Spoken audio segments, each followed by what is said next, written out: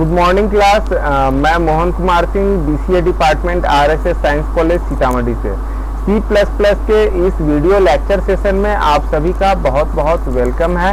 और C++ में जो आज का हमारा टॉपिक है वो है right into file using insertion operator. देखिए, इस ऑपरेटर का यूज हम लोग यूज कर चुके हैं प्रीवियसली, और इस ऑपरेटर को हम लोग इंसर्शन ऑपरेटर कहते हैं।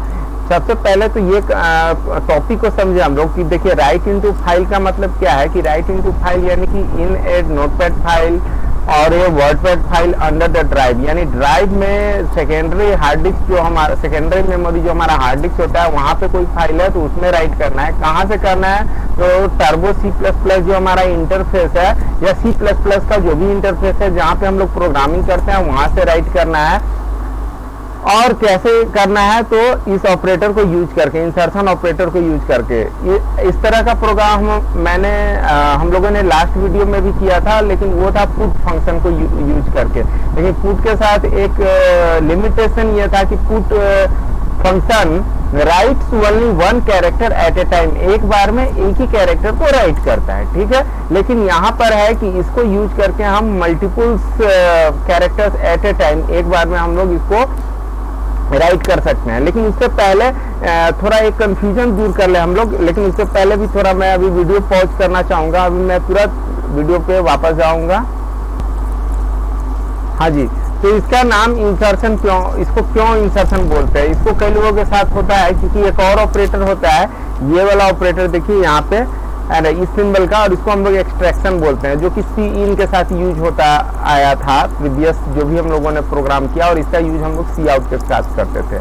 तो देखिए, सी आउट के केस में ये क्या करता है कि टर्बो C++ जो हमारा ब्लू इंटरफेस होता था उससे ब्लैक इंटरफेस जिसपे हम आउटपुट देते हैं, वहां पे कुछ राइट करना हो, कुछ लिखना हो, या कुछ पुट कराना हो, या कुछ इंसर्ट कराना हो, बात एक ही है। उसके लिए जो सिलेक्टेड हमारा ऑपरेटर है ये यही यूज करते थे। तो चूंकि ये इंसर्ट कराने का काम कर रहा है, सो दैट इंसर्शन ऑपरेटर। साथ ही साथ देखा जाए तो इस ऑपरेटर का यूज यानी इंसर्शन ऑपरेटर का यूज अभी हम लोग कहाँ पे करने वाले हैं? तो नोटपैड फाइल जो कि हार्ड ड्राइव में होगा वहां पे कुछ राइट कराना है, या पुट कराना है, या इंसर्ट कराना है, सो दैट इसका नाम इंसर्शन ऑपरेटर। और इसका नाम एक्सट्रैक्शन इसलिए बोलते हैं क्योंकि नोटपैड में जब बन गया कुछ लिख दिया हमने, कुछ पुट कर दिया, उसे एक्सट्रैक्ट करके लाना है। तो कहाँ पे लाना है? टर्बो C++ में लाना है। तो सो दैट ये इसका हम लोग यूज करेंगे फर्दर नेक्स्ट वीडियो में। तो इसका नाम एक्सट्रैक्शन ऑपरेटर है। ऐसे भी देखा जाए तो सी इन के केस में क्या होता है कि जो आउटपुट इंटरफेस है वहां से कोई वैल्यू एक्सट्रैक्ट होकर के कहाँ जा रहा है? टर्बो C में जा रहा है। तो सो दैट वहां पे भी इसका नाम extraction operator is the right way, है ना। तो ये कंफ्यूजन हम लोग का दूर हो गया होगा कि इंसर्शन और एक्सट्रैक्शन ऑपरेटर का।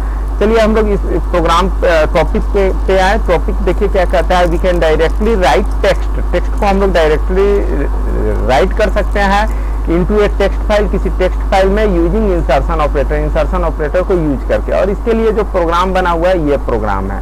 देखिए, इस प्रोग्राम में क्या हो रहा है, देखिए हम लोग पढ़ लेते हैं डायरेक्ट जो इसका डेरिवेशन है उसी को पढ़ लेते हैं। कहता है in the above program out file is an object. Out file क्या है? हमारा एक ऑब्जेक्ट है। किसका ऑब्जेक्ट है? तो ऑफ स्ट्रीम क्लास का ऑब्जेक्ट है। तो ये क्रिएट किया गया है। फिर उसके बाद देखिए क्या कहता है, the constructor of the class कहने का मतलब ऑफ स्ट्रीम क्लास का जो कंस्ट्रक्टर है वो इन्वोक्ड होगा। And text file named ZZZ.txt is assign to the object out file object को ये असाइन हो जाएगा, ये वाला, है ना।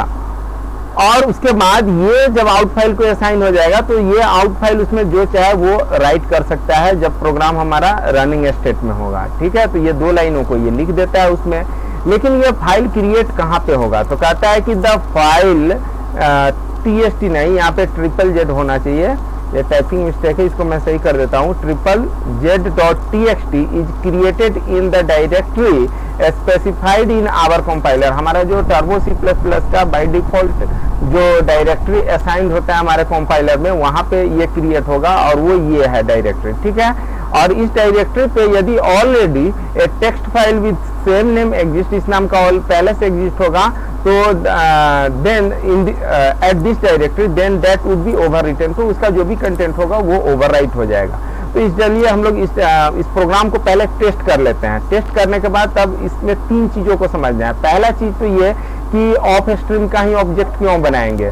दूसरा चीज कि यहाँ ऑब्जेक्ट का नाम क्या आउट फाइल नहीं होगा, नहीं, देखिए ऑब्जेक्ट का नाम आउट फाइल के बदले OBJ, Ram Shyam, Ghanshyam, John, Mary कुछ भी आप रख सकते हैं। जो भी C++ में वैलिड ऑब्जेक्ट नेम या वेरिएबल नेमिंग कन्वेंशन है उस हिसाब से कुछ भी हो सकता है, लेकिन out file is convention, out file एक कन्वेंशन है, तो इसको भी हम लोग समझेंगे।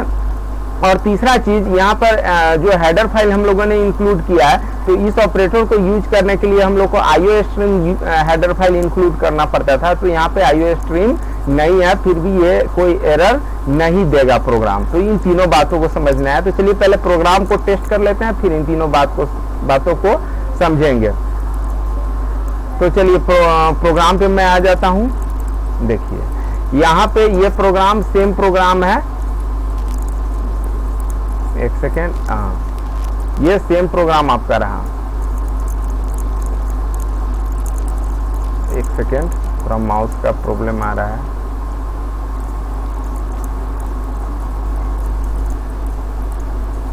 हाँ देखिए यहाँ से मैं पूरे प्रोग्राम को सिलेक्ट कर देता हूँ, आप देख लीजिए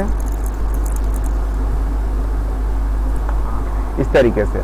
तो यहाँ पर सॉरी एक एक्स्ट्रा डी यहाँ पे आ गया है, इस डी का यहाँ ज़रूरत नहीं है, और यहाँ पे भी ये डी है, इस डी को भी मैं हटा दूँ ये सब। और यहाँ पर string.h जो हमारा हेडर फाइल है इसका भी ज़रूरत नहीं है हमें, ठीक है। अब इस प्रोग्राम को मैं रन कराता हूँ। तो रन कराने के लिए डायरेक्टली मैं यहीं से रन कर, लेकिन रन कराने से पहले एक चीज़ को और चेक कर ले। देखिए ये जो हमारा डायरेक्टरी था वो था कंप्यूटर, कंप्यूटर के अंदर हमारा सी ड्राइव था, सी ड्राइव के अंदर टर्बो C++, टर्बो C++ के अंदर डिस्क डायरेक्टरी, टर्बो C3 और इसके अंदर फिर बिन। इसके अंदर जब हम लोग देखते हैं एकदम नीचे में हम लोग आ जाते हैं, यहाँ पर देख लेते हैं कौन सा फाइल है। यहाँ पर देखिए ZZTXT नाम का एक फाइल है, तो इसको मैं यहाँ से भी डिलीट कर देता हूँ, ठीक है। ये मैं डिलीट कर दिया, ठीक है। अब जो हमारा सबसे लास्ट फाइल है वो x.cpp है और इसके सारे फाइल अल्फाबेटिकली अरेंज है। चलिए अब प्रोग्राम को हम लोग रन करा लेते हैं। तो रन कराने के लिए मैं यहाँ पे क्लिक करूँ, ये रन किया, प्रोग्राम हमारा रन कर गया, ठीक है। प्रोग्राम रन कर गया। अब यहाँ पर वापस आ जाइए इस डायरेक्टरी में। यहाँ पर देखिए इस नाम का कोई फाइल क्रिएट हुआ, बिल्कुल यहाँ पे फाइल एक क्रिएट हो गया। इसको ओपन करके देखिए, तो इसमें तो फिलहाल अभी कुछ नहीं दिखा रहा है, लेकिन देखते हैं क्या प्रॉब्लम आया। ओ सॉरी, प्रॉब्लम ये है कि प्रोग्राम अभी हमारा रनिंग स्टेट में है, ठीक है। प्रोग्राम देखिए कंप्लीटली ब्लैक है। क्यों ब्लैक है? क्योंकि ये गेट ch के लिए वेट कर रहा है। गेट ch यानी कि कोई कैरेक्टर इनपुट के लिए वेट कर रहा है। और देखिए नोटपैड का फाइल तो क्रिएट हो गया, और जो भी चीज वो नोटपैड का फाइल किसको मिल चुका है, तो वो नोटपैड का फाइल जो है इसको मिल चुका है, आउट फाइल को मिल चुका है। और आउट फाइल यानी कि मेन मेमोरी में इतना काम कर लिया है, बट सेकेंडरी मेमोरी में अभी काम नहीं कर रहा है। तो सेकेंडरी मेमोरी में कब करेगा? तो जैसे ही प्रोग्राम टर्मिनेट होगा सबको वहां पे जाके लिख देगा। तो टर्मिनेट करने के लिए अभी गेट ch के लिए रुका हुआ है, तो मैं की प्रेस कर दूं, की प्रेस कर दिया, अब ये राइट हो गया होगा, ठीक है। अब वापस आ जाइए इस डायरेक्टरी में और वापस से क्या कीजिए, इस ZZ को ओपन कीजिए। देखिए यहाँ पे लिखा हुआ आप पाएंगे, है ना। तो ये प्रोग्राम कंप्लीटली वर्क कर रहा है, ये रन करके हम लोगों ने देख भी लिया। अब मैं एक चीज और बता दूं, यहाँ पे जब सेकेंड टाइम रन कराएंगे और मान लीजिए यहाँ से फाइल का नाम आप कुछ चेंज कर देंगे, तो दूसरा फाइल क्रिएट हो जाएगा। अगर जैसे यहाँ पे फाइल का नाम ZZZ के बदले आप AAA कर देते हैं, ये माउस का थोड़ा प्रॉब्लम आ जा रहा है, AAA कर देते हैं, तो ये जो है उस नाम का AA नाम का फाइल क्रिएट कर देगा। इसके अंदर का अगर फाइल का नाम चेंज ना करके जो इसका कंटेंट है, जो इस एक सेकेंड, बहुत प्रॉब्लम आ रहा है माउस का।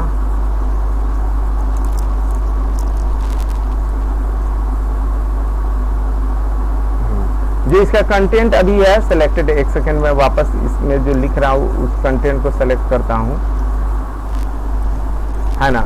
तो इसमें हेलो क्लास अगेन और बाय बाय, इसको यदि कुछ चेंज करते हैं तो प्रीवियस से जो लिखा हुआ है वो कंप्लीटली क्या हो जाएगा, इरेज हो जाएगा, नया चीज उस पर राइट हो जाएगा। ठीक है, तो इसी के साथ मैं अपना ये टर्बो सी का जो हम लोग प्रोग्राम है इसको मैं यहीं पे एंड करता हूँ, इसको क्लोज कर देता हूँ। इसके कारण कुछ प्रॉब्लम आ रहा है ना, थोड़ा सा कंप्यूटर हैंग कर रहा है, बट डोंट वरी। अब हम लोग इस कंसेप्ट को समझ गए, है ना। अब प्रोग्राम तो समझ में आ गया, अब जो 3 बातें मैंने बताई थी उन 3 बातों को समझना है। तो उन 3 बातों को समझने के लिए पहले स्ट्रिंग क्लास का जो हायरार्की है उसको समझना बहुत जरूरी है, जो ये सिलेक्टेड है। इसको ध्यान से समझिएगा, इसमें बहुत सारे स्टूडेंट को बहुत तरह का कंफ्यूजन रहता है। देखिए, सबसे पहले हमारा iOS क्लास है जो कि सुपर बेस क्लास है। अब इस iOS क्लास से क्या होता है कि आई स्ट्रीम डिराइव्ड हुआ, एफ स्ट्रीम बेस डिराइव्ड हुआ और ए स्ट्रीम डिराइव्ड हुआ। तो आई स्ट्रीम किस तरह का काम करेगा, तो सिर्फ जो है एक्सट्रैक्शन का काम करेगा, यानी सी इन का काम करेगा। ये क्या करेगा, तो सी आउट का काम करेगा। ठीक है, अब इन दोनों क्लास यानी इससे और इससे फर्दर एक क्लास हुआ डिराइव्ड जिसका नाम है आईओ स्ट्रीम, यानी कि इसके पास सी इन का भी फंक्शनैलिटी होगा, एक्सट्रैक्शन का भी होगा और इंसर्शन का भी फंक्शनैलिटी, यानी सी इन सी आउट वाला दोनों काम कराएगा। सी इन सी आउट में इसलिए बोल रहा हूँ ताकि आपको समझ में आ जाए, है ना। और IOStream.h हेडर फाइल का इससे प्रीवियस जितने भी हम लोगों ने प्रोग्राम किया उसमें इस हेडर फाइल का हम लोगों ने यूज किया। तो चलिए ये तो क्लियर हो गया। अब हम लोग चलते हैं फर्दर इससे आगे हम लोग चलते हैं एफ स्ट्रीम बेस पे आते हैं। एफ स्ट्रीम बेस क्लास जो है ये तब यूज होता है जो भी सिलेक्टेड है जब हमें फाइल से रिलेटेड कुछ हार्ड ड्राइव में काम करना हो। तो इससे क्या हुआ कि इससे जो है ये केवल फाइल के ऊपर वर्क कर सकता है, लेकिन इसमें एक्सट्रैक्शन या इंसर्शन वाली फंक्शनैलिटी नहीं है। तो इंसर्शन और एक्सट्रैक्शन वाली फंक्शनैलिटी के लिए हम लोग क्या करते हैं कि मतलब तो हम लोगों ने नहीं, टर्बो C++ में ऐसा किया गया है कि एफ स्ट्रीम नाम का एक ड्राइव क्लास ऐसा बना जो कि एफ स्ट्रीम बेस से भी डिराइव्ड है और आईओ स्ट्रीम से भी डिराइव्ड है। तो आईओ स्ट्रीम के पास जो है इंसर्शन एक्सट्रैक्शन का फंक्शनैलिटी और एफ स्ट्रीम बेस के पास फाइल से related functionality, so that F stream के पास दोनों तरह का फंक्शनैलिटी यानी इंसर्शन और एक्सट्रैक्शन सी इन सी आउट वाला टाइप भी काम करेगा, रीड राइट करने का भी काम करेगा और फाइल के ऊपर काम करेगा। तो ये तो अब समझ में आ गया, लेकिन अब बच गया कौन दो, तो एक ऑफ स्ट्रीम और एक इफ स्ट्रीम, ये दो बच गया। तो ऑफ स्ट्रीम देखिए क्या हो रहा है, ऑफ स्ट्रीम जो है ये दो तरह का काम कर रहा है। एक तो एफ स्ट्रीम बेस से हो रहा है सो दैट ये फाइल के ऊपर वर्क करेगा, और चूंकि ओ स्ट्रीम से हो रहा है सो दैट ये केवल क्या करेगा, राइट करने का काम करेगा, यानी सी आउट वाला काम करेगा। सी आउट ही हमारा राइट कराने का काम करता है, यानी कि इंसर्शन ऑपरेटर वाला वर्क करेगा। और इफ स्ट्रीम क्या है, तो इफ स्ट्रीम भी देख लीजिए, एफ स्ट्रीम बेस से तो फाइल रिलेटेड, और आई स्ट्रीम यानी रीड करने का, एक्सट्रैक्ट करने का, एक्सट्रैक्शन वाला, सी इन वाला काम करेगा। ठीक है, तो ये दोनों बात, ये हम लोग को जो फिगर है, ये सिनेरियो है, ये हम लोग को कम्प्लीटली अब समझ में आ गया। अब इससे अब जो 3 सवाल है उन 3 सवालों पे चलते हैं। सबसे पहले कि इसका हम लोगों ने यूज किया है इस इंसर्शन ऑपरेटर का और IOStream.h नहीं है। तो देखिए एफ स्ट्रीम जो है वो ड्राइव्ड हुआ है, आईओ स्ट्रीम से ड्राइव हुआ है, सो दैट अगर आईओ स्ट्रीम वाला फंक्शनैलिटी एफ स्ट्रीम के पास है सो दैट एरर नहीं आया है प्रोग्राम में। ठीक है, दूसरा आप कंसेप्ट इस पे हम लोग चलते हैं कि ऑफ स्ट्रीम का ऑब्जेक्ट क्यों बनाया हम लोग, है ना। देखिए फाइल वाला काम तो इसके पास, फाइल से रिलेटेड जो भी फंक्शनैलिटी है एफ स्ट्रीम के पास है, एफ स्ट्रीम के पास है, और एफ स्ट्रीम के पास इनपुट आउटपुट का भी यानी इंसर्शन और एक्सट्रैक्शन का भी फंक्शनैलिटी है, रीड और राइट कराने का। तो इसी का हम लोगों ने क्यों नहीं ऑब्जेक्ट बनाया, जो हम लोगों ने इसका ऑब्जेक्ट बनाया है, ऑफ स्ट्रीम का ऑब्जेक्ट बनाया है। तो देखिए ये फाइल से रिलेटेड वर्क कर सकता है, इंसर्शन और एक्सट्रैक्शन भी कर सकता है, लेकिन जब इसका ऑब्जेक्ट बनाएंगे तो इसके पास देखिए इंसर्शन और ऑब्जेक्ट एक्सट्रैक्शन दोनों तरह का फंक्शनैलिटी है। तो जो ऑब्जेक्ट बनेगा, इसका ऑब्जेक्ट जो बनेगा, तो ये कंपाइलर कंफ्यूज कर जाएगा कि हमें इंसर्ट कराना है या एक्सट्रैक्ट कराना है, यानी कि रीड करना है या राइट करना है, कंफ्यूज कर जाएगा। सो दैट स्पेशल टाइप, एक ऐसा क्लास जो केवल राइट कराने का काम करता है, इंसर्शन कराने का काम करता है, इंसर्ट कराने का काम करता है, उसका हम लोग ऑब्जेक्ट यहाँ पे बनाया है। क्योंकि देखिए इसके पास केवल क्या है, इंसर्शन ऑपरेटर और फाइल रिलेटेड फंक्शनैलिटी। ठीक है, अब चलिए तीसरा सवाल कि इसका नाम कन्वेंशन, ये कन्वेंशन है, ये कंसेप्ट नहीं है, ये आउट फाइल क्यों रखे। तो देखिए राइट कराने के लिए अभी तो हम लोग राइट कराने रहे हैं, लेकिन फर्दर जो हमारा नेक्स्ट वीडियो होगा, नेक्स्ट टॉपिक होगा, वो रीड कराने का होगा। तो रीड कराने के लिए किसका करेंगे, तो इसका ऑब्जेक्ट ऑब्वियसली इफ स्ट्रीम का हम लोग ऑब्जेक्ट बनाएंगे। तो उसका अगर इफ स्ट्रीम का हम लोग एक प्रोग्राम में रीड भी करा रहे हैं और राइट भी करा रहे हैं, तो इफ स्ट्रीम का ऑब्जेक्ट बना दिया मान लीजिए obj1 और इसका ऑब्जेक्ट बना दिया obj2, और प्रोग्राम यदि बहुत लंबा चौड़ा है तो वहां पे हमें कंफ्यूजन क्रिएट होगा कि obj1 रीड करने का काम करेगा या obj2 करेगा, उसी तरीके से राइट के भी केस में। लेकिन यदि इसका नाम हम लोग इन फाइल रखते हैं और इसके ऑब्जेक्ट का नाम आउट फाइल रखते हैं, तो कन्वेंशन क्लियर है कि out file is for writing the text और इन फाइल जो होगा फर्दर नेक्स्ट वीडियो में वो for the reading the text. ठीक है, सो दैट कन्वेंशन है आउट फाइल रखने का। ठीक है, अब जो ये दो लाइन है इसको हम लोग देख ले, क्या कहता है, सिंस दिस ऑपरेटर यानी कि insertion operator is overloaded in the class ostream, यानी ओ स्ट्रीम में क्या है, ये ओवरलोडेड है। और फिर कहता है कि end of stream is derived from o stream, है ना। ये जो ऑफ स्ट्रीम कर्सर को देखिए, ऑफ स्ट्रीम जो है ये डिराइव्ड हुआ है ओ स्ट्रीम से, सो दैट इस ऑपरेटर का यूज जो है हम लोग डायरेक्टली कर सकते हैं ऑफ स्ट्रीम के ऑब्जेक्ट के साथ। ठीक है, और फिर जो ये एरर नहीं आ रहा है, ये जो एरर, ये तो मैंने शायद क्लियर कर दिया है, एरर जो नहीं आ रहा है वो है कि further F stream is again derived from IO stream और एफ स्ट्रीम बेस, यानी कि ये जो है ये डिराइव्ड हुआ है किससे, तो हमारा इससे हुआ है और इससे हुआ है। तो क्योंकि आईओ स्ट्रीम से हुआ है, सो दैट इसको हम लोग यहाँ पे यूज कर रहे हैं, इस ऑपरेटर को यूज कर रहे हैं, तो कोई एरर नहीं आ रहा है। चलिए, मैं उम्मीद करता हूँ कि आपको जो ये कंसेप्ट है बहुत अच्छी तरीके से समझ में आ गया होगा फाइल को राइट करने का C++ में। और इसी के साथ मैं अपना वीडियो एंड करता हूँ। आपने मेरा वीडियो देखा, इसके लिए बहुत बहुत धन्यवाद।